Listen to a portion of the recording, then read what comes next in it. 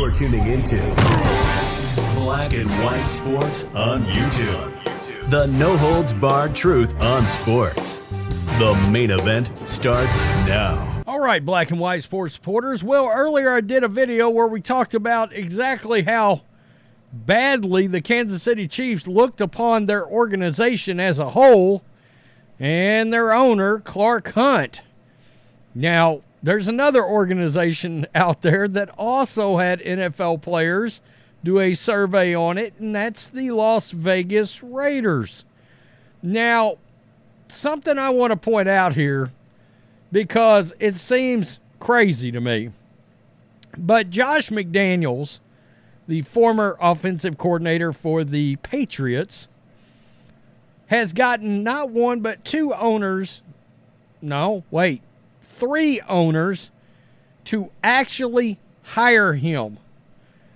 And all I've got to think is, after seeing this survey back on Josh McDaniels and some of the things that came across from the players, he must be the world's greatest used car salesman ever, because he convinced three very wealthy individuals to give him a job. Not only that, but odds are he will one day be Bill Belichick's offensive coordinator somewhere again.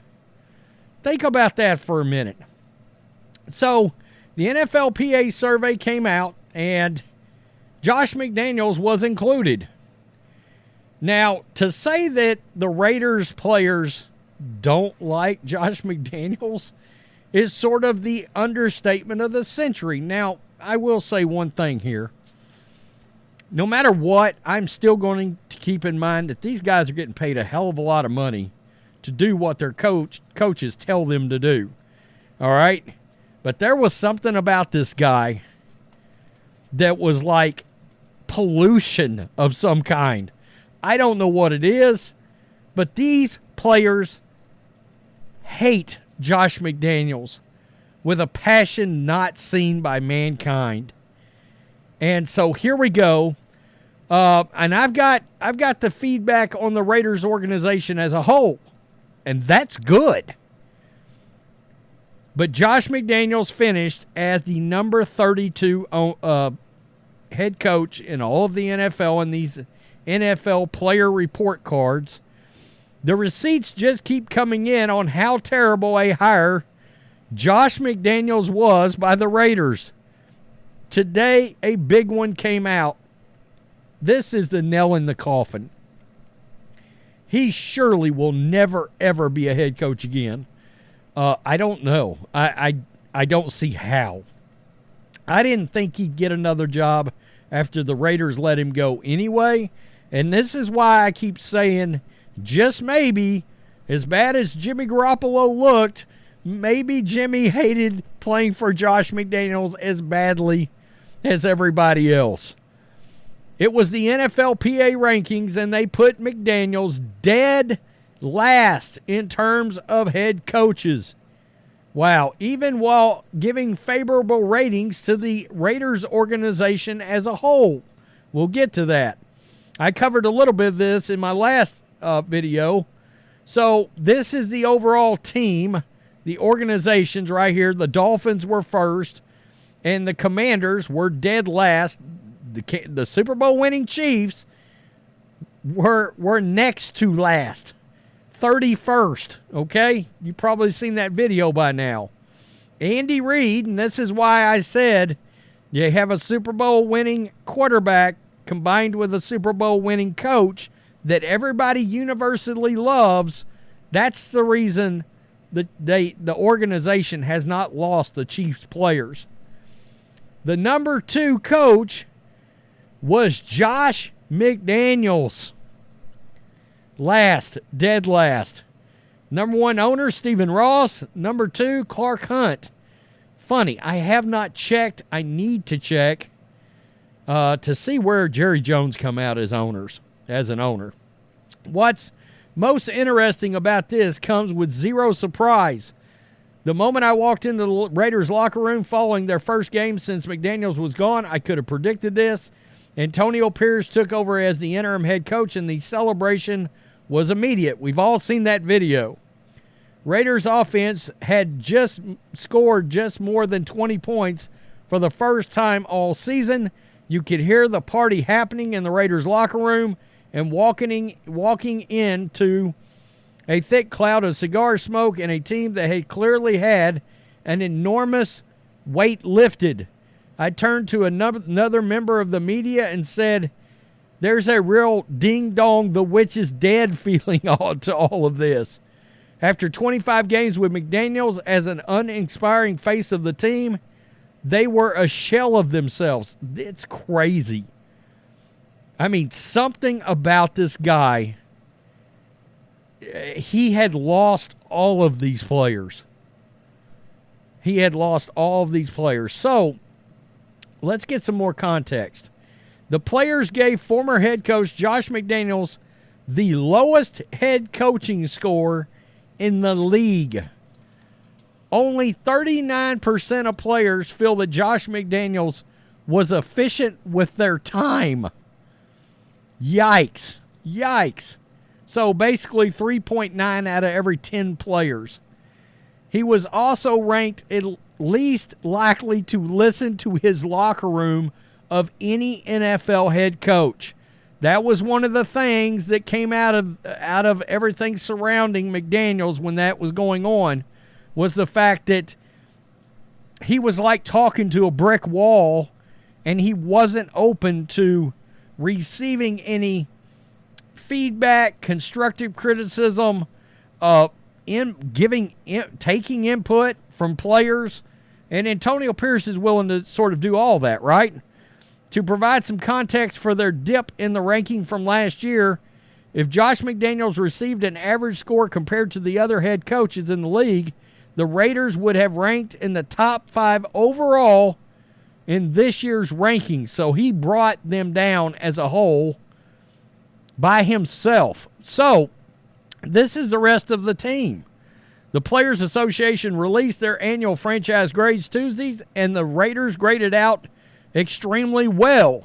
They finished with the third highest score despite Josh McDaniels receiving fantastic marks when it came to the facility. And treatment of family has been a big deal on these. I know that the Chargers and the Steelers both have been getting crushed over treatment of family. A B, food service, nutrition, A-, weight room, A+, tied for first. Strength coaches, A+, tied for first. Training room, A, fourth. Training staff, B+, tied for 22nd. Locker room, A+.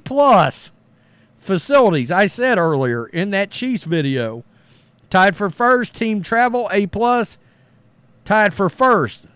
The Raiders did not receive a grade worse than B in any single category and achieved several A+. Their weight room and locker room were the best in the NFL. That's no surprise how much time and money Mark Davis invested in the new facilities. The only knock, Josh McDaniels. God, dog. It's absolutely nuts. It really is. He was a complete disaster. I mean, really, yeah, Polar Bear, complete disaster. You know, my question now is, does he get another gig if it does not involve Bill Belichick as the head coach? You've got to wonder that, right? And if you're an offensive free agent, if he's on the staff, quarterbacks coach, offensive coordinator, if you're a free agent, are you going there? If you're a college player, do you want to be drafted by whoever has Josh McDaniels on that staff? It's kind of wild to think that this guy will eventually get another head coaching job.